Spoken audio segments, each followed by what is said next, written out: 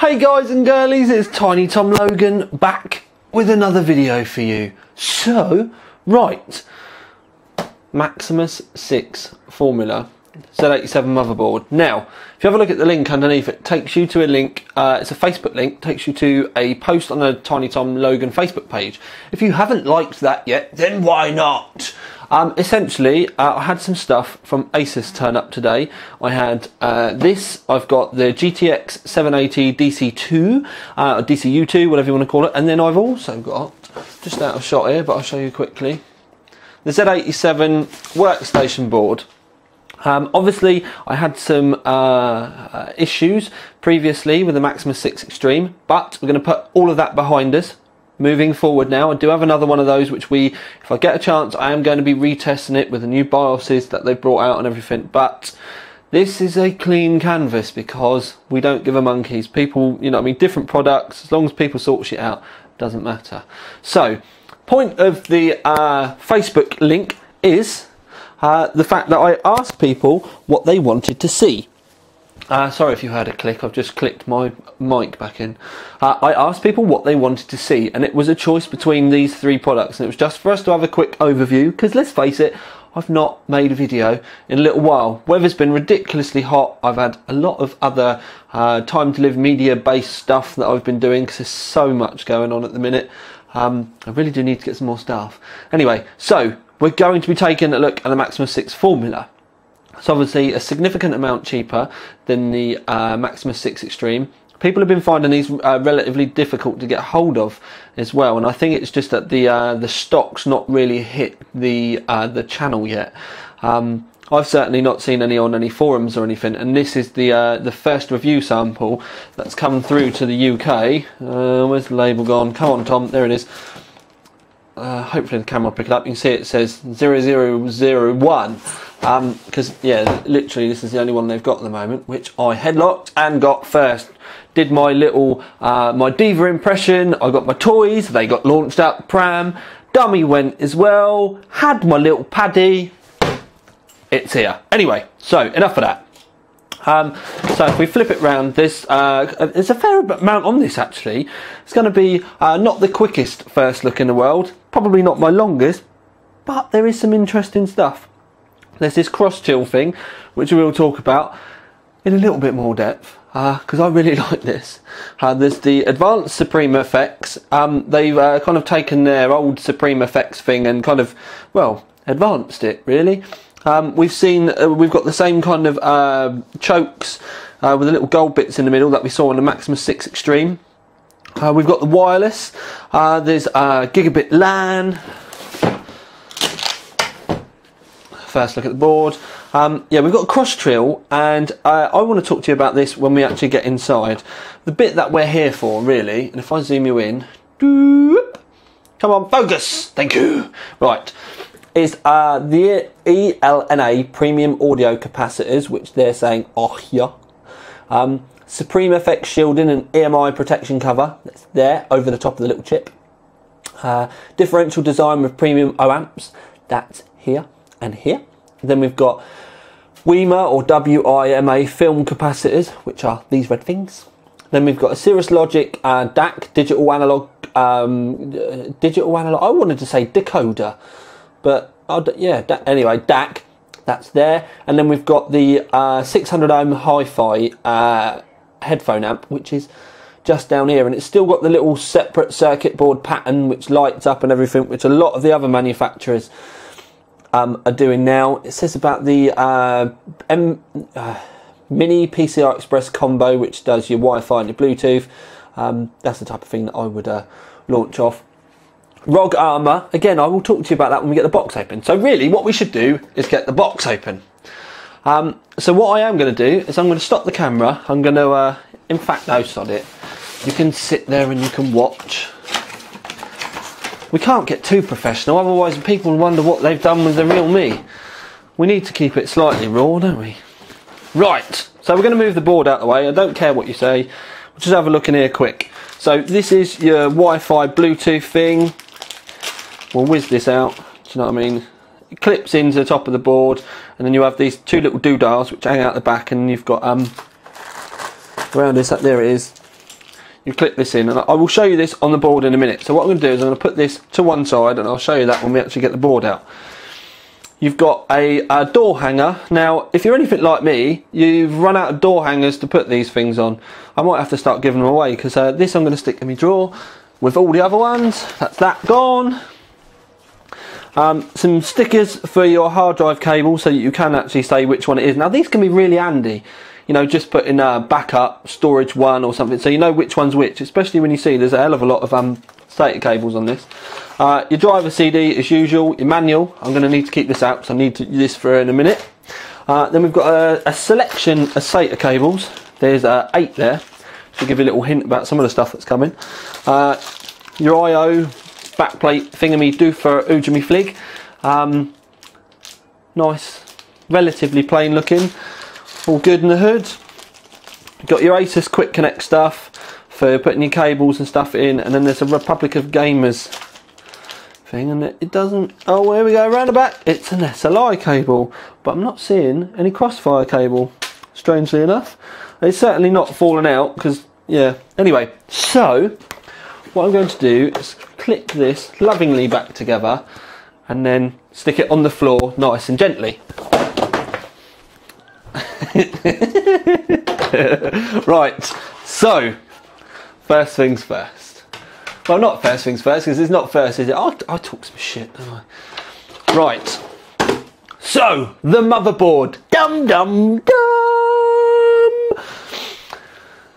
First looks. So when I first saw this, I was like, what the bloody hell are they doing putting the Sabertooth cover onto the Maximus?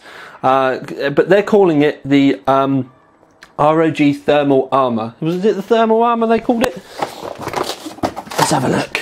ROG Armour. Now, in the manual, what they do say is this is so it's let me find. It's a vanity cover. That's what they call it in the manual. That's one of the things I wanted to look at in the manual for. They call it a vanity cover. So you don't have to have this on. You can whiz it off if you want, but if you want it on there, you can leave it on there, and it covers up, you know, like a lot of the electrically stuff. So it can make your system kind of a little bit more plainer and pleasing to the eye. Because let's face it, plain doesn't have to be ugly.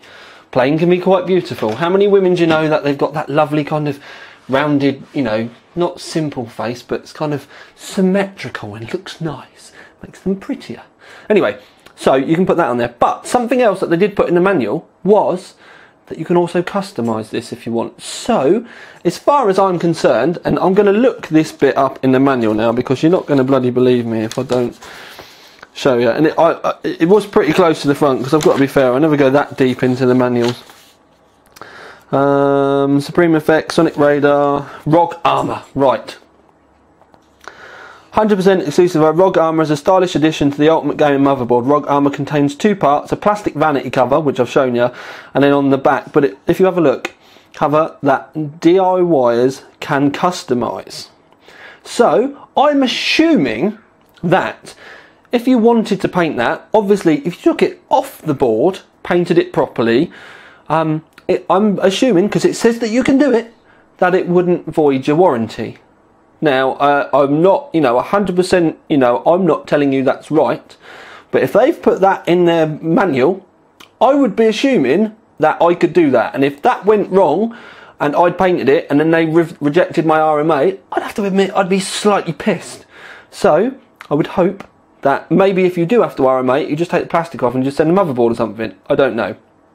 But I would assume that, to me, says green light, go, paint it, Tom, go for broke. So that's what I would say for you to do anyway.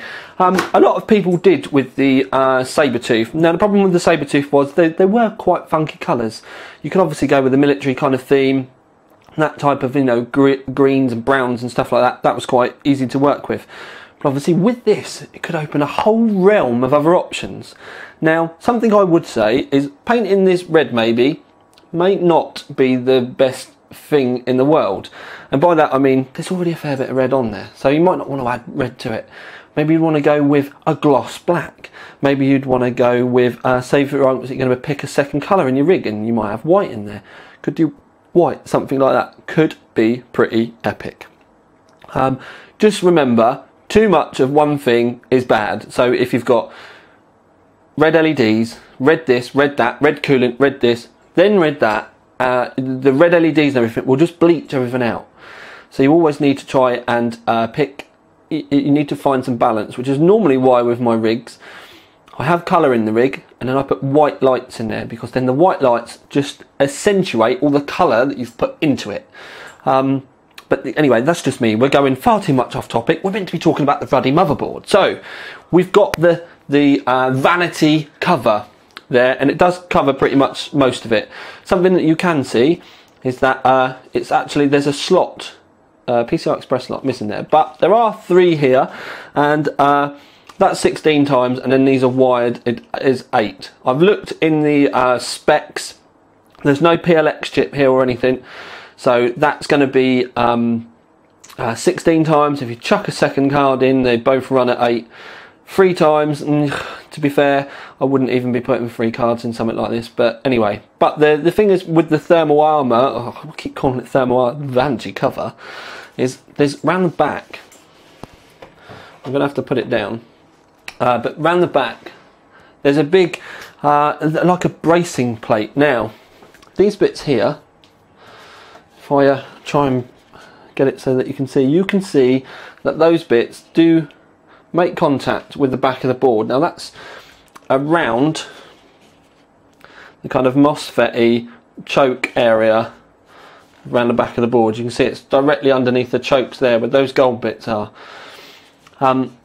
So it's going to be helping to cool those, and it's a fairly big old lump there of metal, so it probably is going to warm up, but it's not necessarily going to be a bad thing. It's not something that's going to warrant active cooling. They've been putting MOSFETs on the back of boards for many moons, but also with this the plate round the back, it's meant to help keep the motherboard nice and rigid, stops it from warping and stuff as well. So that's a pretty cool feature as well when you really think about it. It's the first time, I've got to admit, especially on the back, that I've seen something like this on a motherboard. I've seen little heatsink areas at the back kind of like bolted on to help dissipate MOSFET temperatures and stuff like that, just to give them a bit of extra cooling there. But I've never seen a full-on plate like this, and there's a fair old bit of design in there as well when you think about it, because you're not going to see that. That's just going to be hidden. So the fact they've gone to the trouble of putting the Republic of Gamers logo on there, it looks nice, but obviously the second you put it in your rig, it is going to be hidden and you're not really going to worry about it. Something else that I did think about though, when you look at where that CPU socket is, it's actually quite central. Now normally they are kind of sat off to one side, and that is smack bang near enough in the middle of that. I quite like the look of that as well. But anyway, what else we're going to do is we're going to have a look around the back, because I'm fed up with picking this thing up. And instantly when you look around the back, something that I will show you in a minute is the Wi-Fi thing goes here, it dangles out the back, and then you just have your cables coming out so that you can put the antennas on. But look at these banks. We've got a massive bank of USB 2s here, 4 USB 3s, then we've got full-size DisplayPort, HDMI, then we've got digital optical audio there, Intel Gigabit in Ethernet, 2 more USB 3s. This is obviously your Supreme FX 7.1 Uber Duber onboard audio, and then up here we've got the Asus Link thing, and then we've got a BIOS reset button there. Now don't forget, this isn't, it's got this shielding over it and everything, but unlike with the Sabertooth, it's not active. There's no fans there to blow air through or anything like that. It's like they said, it's a vanity cover, but there's still a big old heatsink up here. Now you can see we've got these bits here. Now these are covers, you can pull these off. If we do pull those off, that's for the heatsink. Now these are G1/4 threads, so normal water cooling size threads that you can screw your own barbs into. This might not sound like anything massive, because obviously water cooling or cooling on the MOSFETs isn't a new thing. The fact that we've got G1/4 threads is, and again, as far as I'm aware, this is the first time it's been done on a board. Thank fucking God for that, because to be fair boys, given the ones where they've got their own bulbs already fitted to it, it's like, fuck's sake. Do these people not realise we're going to be spending £200, £300, sometimes £400 extra on making our rigs look amazing? Because water cooling is just about making, well, I would say more about making them look good than the temperatures. For me, the lower temperatures is a nice byproduct. I like mine to look epic. They've got to be fun, you know, got to really look the part, nice and tidy. Yeah. Anyway, so when they put their own bulbs on there, it's like I've got 2 bulbs now fixed to my rig, and they're not going to match anything else. Now my OCD will say to me, oh, you know, I want everything to match. And then also, if the bulbs stick straight up, what happens if you want it to go over here first or over there first? You don't want, you know, a big loop. So then, being given us the bulbs, we can put our own bulbs in, but it means we can put our own fittings in as well. So if you want to put a 45 on there, you can. If you want to put a 90 on there, you can. And I'm just looking in the magic cupboard to see if they... Oh, look at that. Oh, Tom, they were just to hand. So if you want to fit your own 45s, you can. And then you can make everything lovely and tidy. And this is what I was trying to say. I mean, you don't have to use 45s, you can obviously use 90s, straight barbs. You can use whatever you want. But the point is that by giving us G1/4" threads, they've essentially allowed us to make that block, in my eyes, usable. Because with the Maximus 5 that had the blocks, I hated those barbs and I would have cut them off and not used them at all.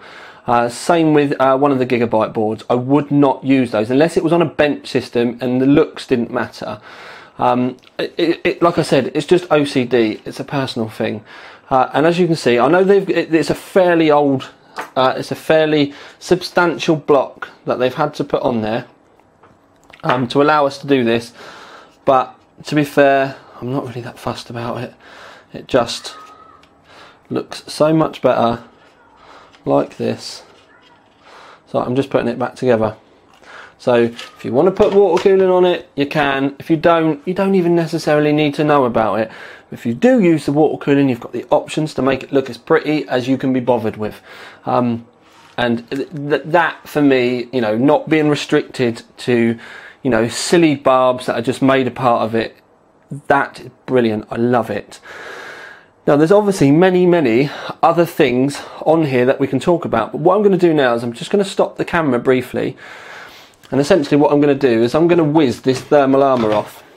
I'm going to take the screws off. I'll show you the 2 bits, you know, either side, but then by taking it all off we'll be able to see easier what's underneath. I'll be able to show you the, because you can follow the trail, and the broken, like the LED bit does come up here, and you can see that bit there, that's all going to light up. So essentially I'll be able to show you, you know, better what's underneath there, easier to show you around the board. And yes, so time for me to shush. I'll buzz that off, I'll show you the cover, I'll show you the back, and then I'll show you the rest of the motherboard. Right then, so that's the board without the vanity cover on. So there's the front, comes off, and we can see that we have got a light up bit here, which they've got LEDs in there, so we know that this bit's going to light up. You can see the anyway, so that's just that, all lovely. One thing I will say though is, if you look, just to get all technical, the threads for the backplate are actually in this part. So when you bolt the backplate on, the threads on the backplate are going into this. So these two sandwiched together like that. I would have thought the plastic would have bolted to this, but it's not. It's the opposite way around.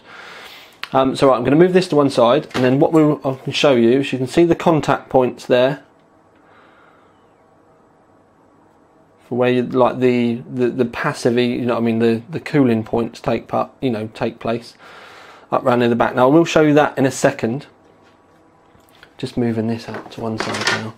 Now one thing I do want to do before we do look at the business side is show you these on the back. There are little standoffs, clear plastic standoffs that you can see scattered around the board, and that helps keep that metal off of the rest of the electrical components, because obviously it could short. So if you do take it off, make sure you don't lose these. While we are there though, you can see the trail for the Supreme audio there. But if we have a look, it's these points here and here that the back plate are helping to cool, just so that you can see it. Now if we come round, so we will start on this side. Now we've spoken about the Supreme FX. You can see the light trail. Now this is obviously going to light up underneath that armour unless you whiz it off. You see the capacitors, the cover here. I can't remember what they called these bits. I have read it, but it was one of those things. I did want to take notes, but I've said it all before, so yeah, shh. But anyway, this is the audio section. Now this split sort of side of things, I'm pretty sure they started doing it with the Maximus VI Formula. And loads of other manufacturers started doing it as well, so it obviously works relatively well. They've obviously added more bits into theirs, you know, for this generation. Gigabyte obviously do the separate amps and stuff like that, but this is the Asus version this time round.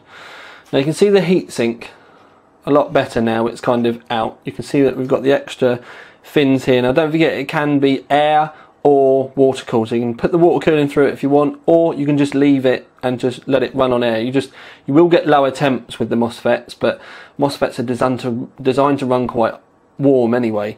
Or what I mean is they can take a lot of heat. But it's just one of those things. You might get slightly better stability with lower temps on the MOSFETs, but it's only really going to matter if you're really raging those overclocks, and I do mean really raging them as well. Because I've had no heat problems with any of the other boards that I've tested whatsoever. But if you are pushing you know, lots of volts through, so probably, you know, over 1.35 upwards, it's not going to be great for your CPU anyway. But this may need extra cooling. Now one thing you can see is you can see it's screwed together around there as well. Sorry, get it in shot, Tom. Thing is I look at the board and then I forget to look at the bloody camera, and then when I look at the camera I'm always getting it wrong where I'm pointing to. Anyway, so 4-pin and an 8-pin. Move it down, Tom. There we go. In the middle, somewhere near the middle, please. There we go. 8-pin and a 4-pin. We've got the Memo K. We've got a LCD poster up here. So this is I'm terrible today. LCD. It's because I'm out of practice. I've just heard someone say, "No, Tom, you're always doing it." Yeah, thanks, mate. Right. So yeah, we've got the LCD poster up here, and we've got memory points, voltage points that you can put in up here, just so you can see the voltage of your stuff that you're going through. But to be fair, it's so hidden and out of the way, you're only really going to be using those if you're, you know, got it on a test bench or something. It's not something you're going to be using in a you know, in a case type situation. Start and reset button, they're always good, they're always handy. Got some more of those power, you know, the choke things here, that's obviously feeding the memory. USB 3. Now around the back you can see that we've got 1, 2, 3, 4, 5, lots of 2, so that's all SATA 6.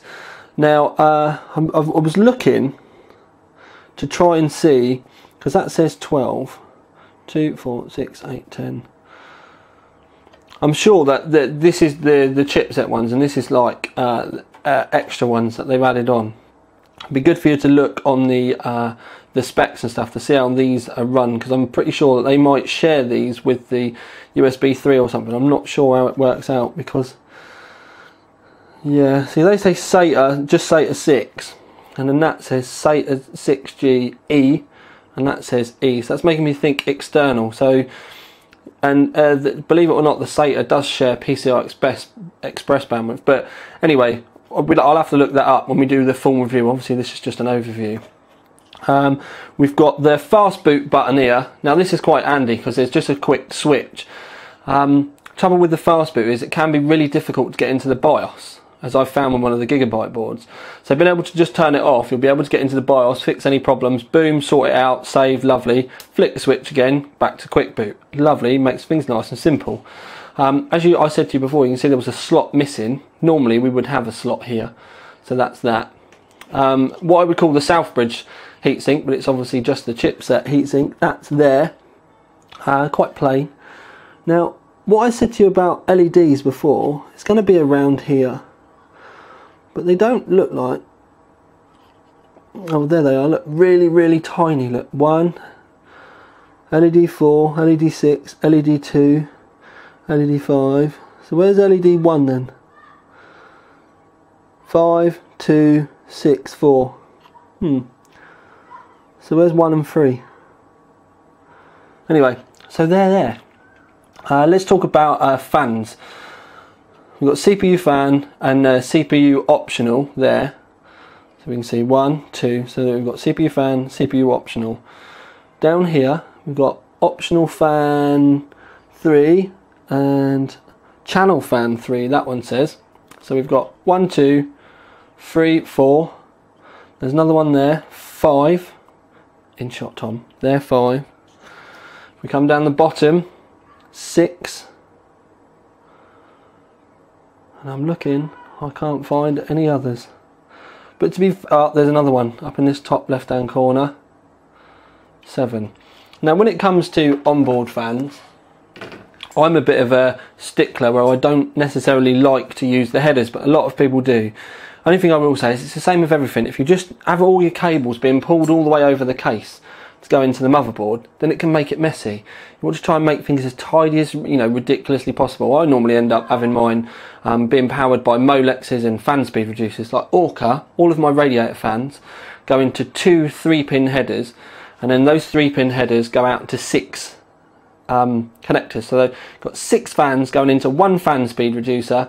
So it essentially means I'm powering 12 fans with 2 connections. I know you've still got the rest of the cables going out, but it does make things a lot easier. It also makes things really easy for me to have hidden them.